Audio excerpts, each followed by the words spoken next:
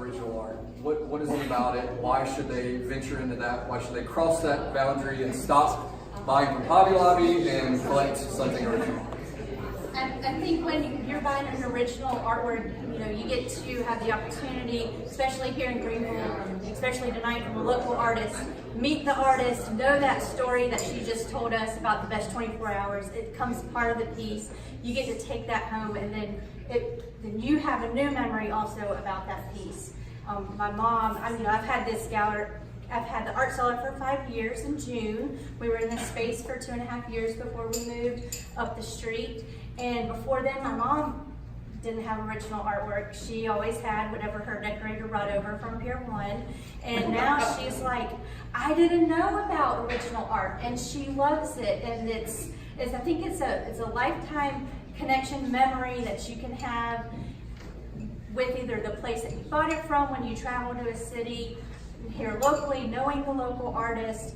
I always say, next week is Artist Fair. There's going to be a lot of artists on Main Street, but those prices, you're paying for their travel and their hotel and their booth fee. When we have artists right here in Greenville, a ton of artists right here in Greenville that you can buy for the same original piece, not the same, but an original piece of artwork for a fraction of the cost by supporting a local artist. So yeah, I agree with Lindsay. Look, what she is saying is something I've been dealing with, because I've been in art sales for 12 years now, and I've sold out of Miami for 7 years, and that's kind of where I cut my teeth in the art world. But Artist Fair is great, don't get me wrong. It's nice that we bring in other artists, but I'm going to tell you something right now, because I've dealt with probably over 100 artists in my artistic career, is a lot of those artists that are coming in from Colorado and California and wherever they're coming in from and selling to you guys here, and you're buying a Giclée for $3,500.